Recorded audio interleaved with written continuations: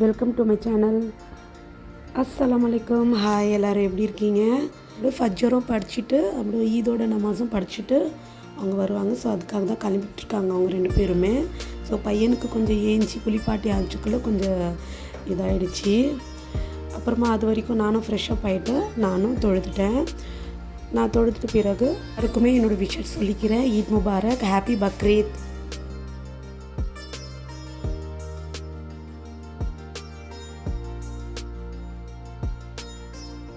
பெருமை தொழுது வந்துட்டாங்க வீட்டுக்கு. சரி, நானும் தொழுது முடிச்சுட்டு பிறகு பிரேக்ஃபாஸ்ட் பண்ண வேண்டியதாக இருந்தது. ஸோ அது தான் காலையில் பிரேக்ஃபாஸ்ட் வந்து சேமியா தாங்க எங்கள் வீட்டில். பக்ரீத் நாள்லேயே பூரி சப்பாத்தி தாங்க இருக்கும் வீட்டில், எல்லார் வீட்லேயும் அதுதான் செய்வாங்க. ஸோ எங்கள் வீட்டில் வந்து சேமியா செஞ்சுட்டு லஞ்சுக்கு எதாவது பூரியும் அந்த குருமா தான் செய்வாங்க. ஸோ எங்கள் மாமியார் வீட்டில் சைடில் அந்த மாதிரி செய்வாங்க, என்னான்னு தெரியல எனக்கு. ஸோ அதே தான் ஃபாலோ பண்ணிகிட்ருக்கேன் நானும்.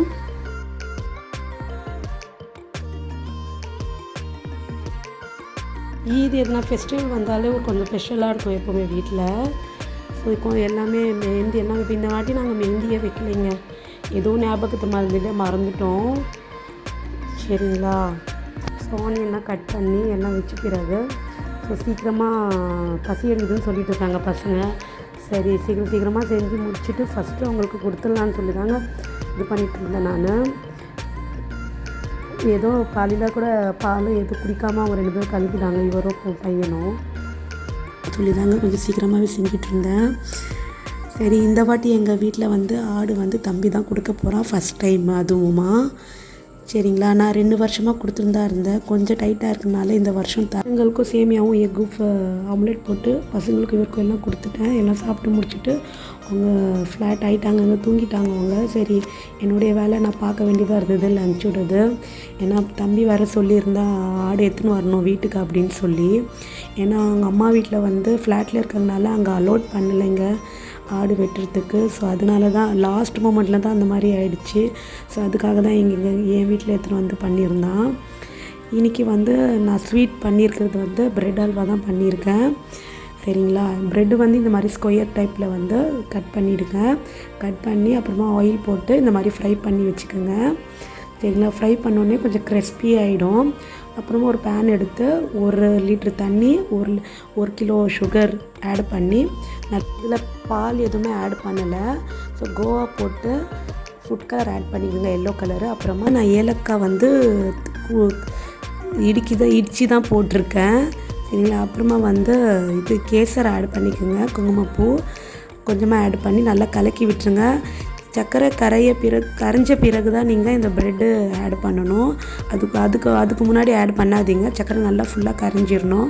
சரிங்களா, அப்போமா இது பாயில் ஆகிட்டே இருக்கணும் அந்த தண்ணி. நீங்கள் இது ப்ரெட்டை எல்லாம் போட்டுடுங்க. சரிங்களா, போட்டோடனே கொஞ்சம் நேரம் சிம்மில் வச்சு அப்புறமா ஸ்டவ் ஆஃப் பண்ணிவிடுங்க. அப்புறம் நான் பாதாமும் காஜு தான் போட்டிருக்கேன், முந்திரி. நீங்கள் வேணும்னா வேறு நட்ஸும் ஆட் பண்ணிக்கலாம். வேறு நட்ஸுனால் நீங்கள் பிஸ்தா கூட இது கூட ஆட் பண்ணிங்கன்னா அந்த பார்க்குறதுக்கு அந்த கலர்னால் கொஞ்சம் சூப்பராகவே இருக்கும். அது போட்டிங்கன்னா வச்சுருங்க. ஒரு 2-3 ஹவர்ஸ் எல்லாம் நல்லா மூடி வச்சுருங்க. நல்லா அந்த சர்க்கரையோடைய பதம் நல்லா ஊறிடும் ப்ரெட்டில். பாருங்க, நான் உங்களுக்கு எடுத்து காட்டுறேன். அது முழுசாக இருக்கும் இல்லையா அந்த பீஸ்லாம், கொஞ்சம் நீங்கள் அந்த உங்கள் கரண்டியால் நல்லா கொஞ்சம் இது பண்ணி விடுங்க, மேஷ் பண்ணி விடுங்க. சரிங்களா, பாருங்கள், ஒரு பவுலில் எடுத்து காமிக்கிறேன். நிஜமாலே இந்த மாதிரி செஞ்சு பாருங்கள், சூப்பராகவே இருந்தது, டேஸ்ட்டு ரொம்ப நல்லாவே இருந்தது. சரிங்களா, நீங்கள் வேணும்னா வேறு நட்ஸும் நீங்கள் ஆட் பண்ணிக்கலாம். ஒரு சிலர் பிடிக்காத ஃபுல்லாக எல்லா சீட்ஸோஸ் நட்ஸ் எல்லாம் போடுவாங்க. ஸோ எனக்கு அவ்வளோவா பிடிக்கல. ஸோ 2 தான் போட்டிருந்தேன். சரிங்களா, அதுக்கப்புறமா நான் லஞ்சு ப்ரிப்பேர் பண்ண வேண்டியதாக இருந்ததுங்க. லஞ்சுக்கு வந்து பூரியும் மட்டன் குருமா தாங்க, மட்டனும் உருளைக்கிழங்கு போட்டு குருமா தாங்க செய்ய போகிறேன். தண்ணி எல்லாம் க்ளீன் பண்ணிவிட்டு ஒரு தண்ணியில் போட்டுட்டேங்க. ஏன்னா ரொம்ப தண்ணியில் போடாத வாஷ் பண்ணி சும்மா கட் பண்ணாலே எனக்கு எப்போவுமே ஆனியன் கட் பண்ணும்போது செம்ம எரியுவாங்க, என்னால் தாங்கவே முடியாது. கொஞ்சம் நேரம் கிச்சனில் கூட நிற்க முடியாதுங்க. இப்போ ஹாலுக்கு வருவேன், திருப்பி கசிக்கிட்டு திருப்பியும் கிச்சனுக்கு போயிடுவேன். அந்த மாதிரி தான் நான் கட் பண்ணுவேன் எப்போவுமே. ஸோ எல்லாம் ரெடி பண்ணிவிட்டு எல்லாம் வச்சிடலாம் ப்ரிப்பேர் பண்ணிவிட்டு. ஏன்னா தம்பி கூட்டின்னு வரேன்னு சொல்லியிருந்தா, வரேன்னு சொல்லி டைம் தான் ஆகுது, இன்னும் எத்தனை வரல அவன் ஆடு.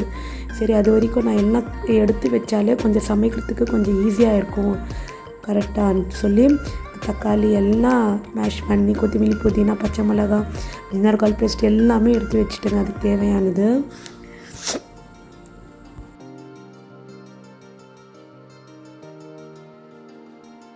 பேன் எடுத்து லவங்கப்பட்டை ஆட் பண்ணி அப்புறமா எண்ணெய் கூட ஆட் பண்ணிக்கோங்க.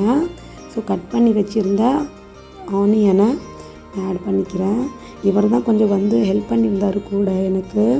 அப்புறமா உப்பு எல்லாம் போட்டு நல்லா வதக்கி விட்டுருங்க. அந்த கலர் சேஞ்ச் ஆன மீது பொண்ணு வேறு வந்து நடுவில் பசிதுன்னு சொல்லியிருந்தா. ஃப்ரிட்ஜில் ஆப்பிள் இருந்தது வாஷ் பண்ணி கொடுத்துருந்தேன், எடுத்துகிட்டு போய் அவர் ரூமில் உட்காந்து சாப்பிட்டுக்கோன்னு சொல்லியிருந்தேன். சரி இவர் எல்லாம் எடுத்து வச்சுட்டு நான் பொட்டேட்டோ மட்டும் கட் பண்ணாமல் விட்டுட்டேங்க. ஸோ இவர் தான் வந்து கட் பண்ணி கொடுத்துருந்தாரு. பாருங்க ஆனியன் வந்து ப்ரௌன் கலர் ஆகிடுச்சு. சரிங்களா, ஆன பண்ண ஜிஞ்சர் கார்லிக் பேஸ்ட்டு நல்லா வதக்கி விட்டுருங்க அந்த பச்சை வாசனை போகிற வரைக்கும். அப்புறமா கறி நான் வந்து 1 kg தான் ஆட் பண்ணியிருக்கேன். இவர் வந்து ஒரு நாள் முன்னாடி தான் போய் எடுத்துன்னு வந்துட்டார் கறி. நான் ஃப்ரிட்ஜில் வச்சுட்டேன் அப்போது. ஸோ காலையில் எடுத்து தான் நான் வாஷ் பண்ணியிருந்தேன் அது. அப்புறமா அந்த டொமேட்டோ பியூரிஸ் வந்து நீங்கள் ஆட் பண்ணிக்கோங்க. அப்போ 1:30 மணிக்கு வந்தாங்க தம்பி ஆடு எடுத்துக்கின்னு. ஸோ பாருங்கள் இதுதான் இந்த ஆடு தான். சரியாக நான் பிடிக்கலன்னு நினைக்கிறேன் வீடியோ. நான் ஆன் பண்ணி மஞ்சள்தூள் மிளகா பொடி அப்புறமா கரம் மசாலா எல்லாம் சேர்த்து எல்லாம் கலக்கி விட்டுருங்க. ஒரு 5 விசில் விட்டேங்க நான். தயிரும் 2 கரண்டி போட்டிருக்கேன் தயிர். ஸோ எல்லாம் கலக்கி விட்டுட்டு ஒரு 5 விசில் விட்டுருங்க. அப்புறமா பூரியும் செஞ்சிடலாம். ஏன்னா ஆடு கட் பண்ண ஜுபா செய்கிறதுக்கு ஒரு 3 மணிக்காக வரேன்னு சொல்லியிருந்தாங்க போல் ஆள். ஸோ பூரி எல்லாமே செஞ்சு முடிச்சிட்டேன்.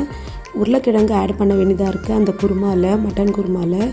ஸோ விசில் விட்ட பிறகு வெந்துச்சா பார்த்துக்குங்க கறி. அப்புறமா உருளைக்கிழங்கும் கோகோனட் தாங்க ஆட் பண்ணணும். அதில் நான் அரைச்சி வச்சுருந்த தேங்காயத்தை ஆட் பண்ணிக்கோங்க. ஆட் பண்ணி 2 விசில் இல்லைனா 3 விசில் விட்டாலே போதும். உருளைக்கிழங்கு சீக்கிரமாகவே வெந்துடும். அப்புறமா எல்லாம் ரெடியான பிறகு விசில் கொடுத்து எல்லாம் ரெடி ஆகிடுச்சிங்க. எல்லாருக்கும் சர்வ் பண்ணி கொடுத்துட்டேன். எல்லாம் சாப்பிட்டும் முடிச்சிட்டாங்க. வெட்டும்போது ஷூட் பண்ண முடியலைங்க. ஏன்னா நான் தான் தம்பி கூட கொஞ்சம் ஹெல்ப் பண்ணிவிட்டு இவரும் நான் தான் இருந்தோம். சரிங்களா, அதனால எங்களால் பண்ண முடியல. அம்மாவும் வீட்டில் தான் இருந்தாங்க, அவங்க வீட்டு வேலை பார்த்துக்கின்னு. இன்னும் ஈவினிங் போல் ரெடி ஆகிட்டா நாங்கள்லாம் ரெடி ஆகிட்டோம். இது வரைக்கும் என் வீடியோ பார்த்து சப்போர்ட் பண்ணியிருக்கவங்களுக்கு எல்லாருக்குமே நன்றி. ஸோ தேங்க்யூ ஃபார் வாட்சிங்.